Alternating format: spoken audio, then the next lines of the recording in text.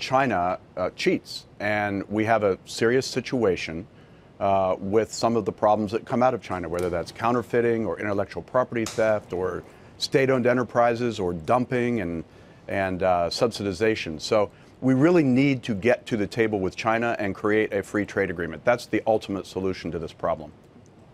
Okay, then do you have a problem with the way we're approaching it? Well, you know what? We've approached it many different ways over the course of the last 20 years. Nothing has worked. China continues to cheat. I don't like tariffs. I don't think anybody who manufactures in this country thinks that tariffs are the right solution ultimately.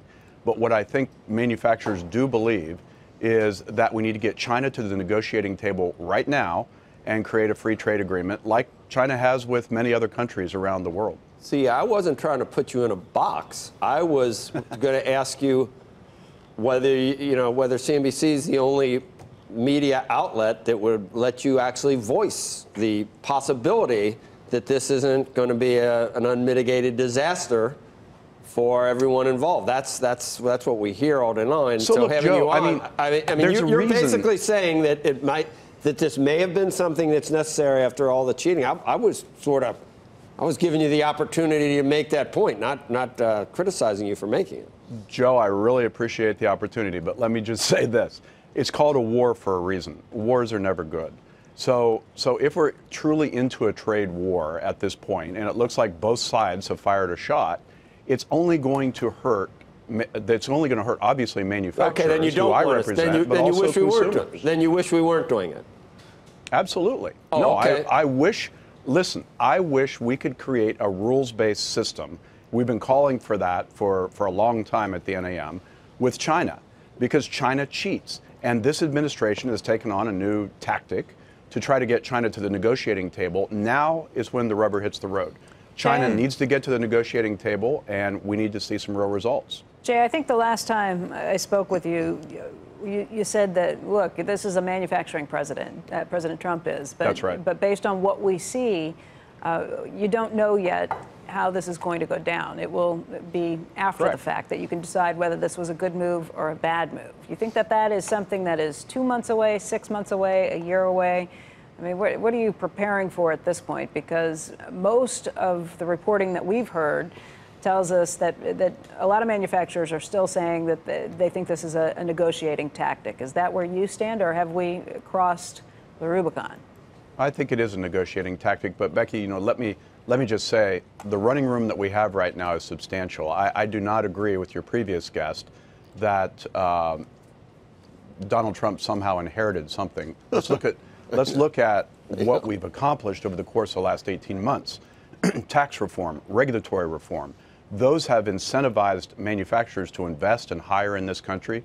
95% of manufacturers are optimistic about the future. 87% say they're investing, and 77% say they're hiring. So those are fantastic numbers that give us a lot of optimism for growth in manufacturing in this country. But I have to tell you that a trade war doesn't benefit anybody, and manufacturers are concerned about that.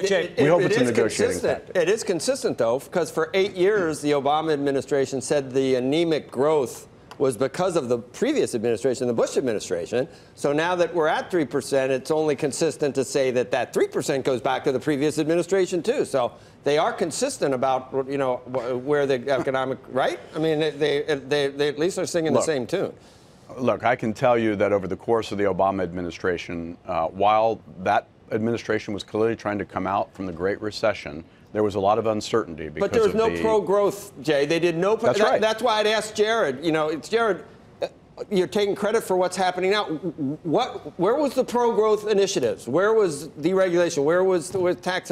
What other than, I don't know? They say the auto bailout or I don't know, TARP or something. No, here's what I would give. Here's what I would give the Obama administration. Raising taxes and redistribution does not grow the economy. It does not, and neither does a regulatory state. But I will give the Obama administration this. They began the process of allowing us to become more energy independent. They did not do it fully, and I think this administration has, and that's one of the reasons you're seeing the growth and the optimism in the manufacturing sector. We have very significant energy supply here in this country that we're taking advantage of. We have good tax policy. We have good regulatory policy. All of those things are great. trade can tip the balance the other way if we're not careful. That's why we've got to get to the table with China now. Hey there, thanks for checking out CNBC on YouTube. Be sure to subscribe to stay up to date on all of the day's biggest stories. You can also click on any of the videos around me to watch the latest from CNBC. Thanks for watching.